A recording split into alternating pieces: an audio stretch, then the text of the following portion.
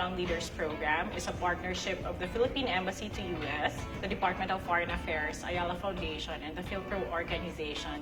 Its intent is to empower Filipino-Americans to lead their respective communities in the US and actually to strengthen the long-standing Philippine-US relations. It selects 10 high-potential Filipino-Americans, usually second or third generation, and then we send them here in the Philippines for a week-long immersion where they reconnect with their Filipino heritage and can bring these learnings and insights from the Philippines to their communities to help them further the Filipino-American communities there and at the same time strengthen the identity of being Filipino. I think it's amazing that they're all coming home and, seeing what's going on here and helping and giving back. It's very inspiring, and so I was very happy that I attended the event.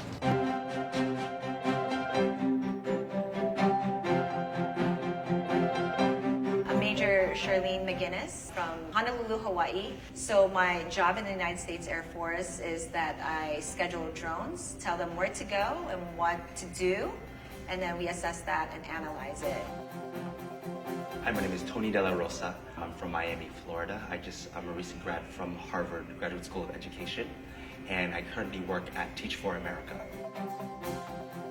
My name is Meriden Villanueva. I am an actress, writer, producer, and the vice president of Filipino-Americans, which is a community organization dedicated to the empowerment and advancement of Filipino-Americans in the entertainment industry. Itaknaran ni Baron Cabalona. I'm a co-founder of the League of Volunteers for Relief Expeditions and the founder of Sama Sama Project, a Filipino folk fusion band.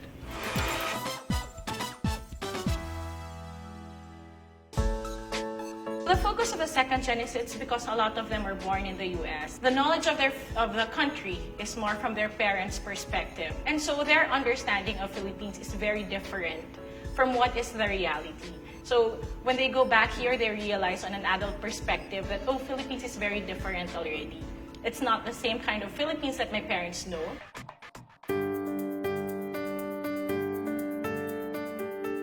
I think what was more difficult was how I was looked at by other Filipino Americans. That you're the one, who's just coming from the Philippines, you don't really know anything.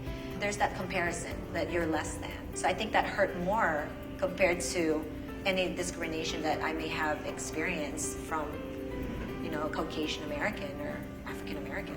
Growing up, I had an identity struggle. When I went to college and I'm already labeled as a minority, I already felt belittled. I already felt discriminated and that I wasn't as worthy as my counterpart, Caucasian or other ethnicities. I moved from San Diego, I was born and raised there, where everyone was like Filipino around me, or brown, to 8th grade in Ohio, Cincinnati, Ohio, because my dad's job moved. That was difficult, because that's when I found out I had to assimilate, because I'm looking around, I'm like, where are my brown people at? Where's my Filipinos at? Where's my Asian friends at? So I had to really just choose, okay, I need to just do what the white people do.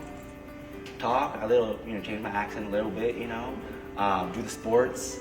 I'm an artist, but I did sports because I need to have social currency. I have to really pick and choose what aspects of my identity is allowed to be chosen or shown to the public. It's like a performance I have to play.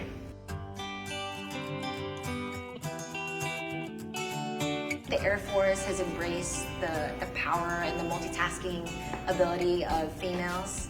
I think what gets hard is that although there's a lot of us females, there's not a lot of females in the boardrooms, so that where the decisions are getting made.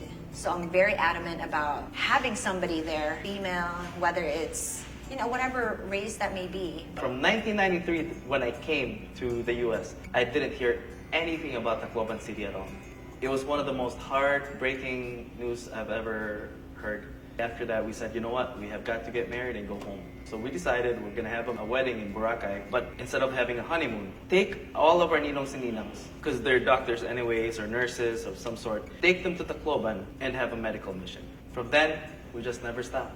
Luckily, I found an organization called Filipino-Americans that had other creatives who who are also Filipino that are also sharing that same struggle. So we support each other and we network with each other.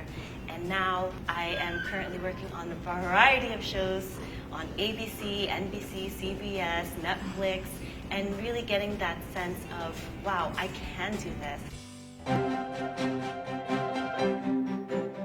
Filipinos are the most hardworking people in the world, and that is very true. I don't hear my Filipino-American colleagues complain ever. They do the job, they do it the best that they can. They smile, and they always have a fiesta at the end of the day. We are naturally adaptable to any and given situations. Kahit nailagay tayo everywhere, we will just fit right in. It is born innately in us. What we have right now is because of our heroes. Learning that history made me appreciate my background and all of our current situation living in the US, and the sacrifices that my parents had to make to be in the US allows me to realize how lucky we are to be living in today's generation.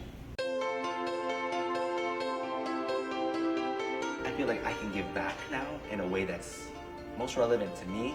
It's about being able to give value and receive value, and I feel like I can give value in telling my narrative and my story, and sharing that. I feel like I can be that representation for a lot of Filipinos who don't see themselves in leadership. I believe that as long as we're recognizing the success and accomplishments of Filipino Americans in the industry, helps inspire our filmmaking and creative community. I think it's the Filipino characteristic of giving back. It's never about me, it's about my team. It's about pouring myself into my team and making them better. My medical mission group called the League of Volunteers for Relief Expeditions. I'm also a co-founder with my wife, Sama Sama Project, a Filipino folk fusion band that pushes Filipino music that is sort of like haranas, the lost art. Maala-ala mo kaya. You're talking about Rosa's Pandan, Waray-Waray, things of that sort. To Filipino-Americans. Because Filipino-Americans, unfortunately, some of them only know Jollibee in the US. There's so much more to us than Jollibee.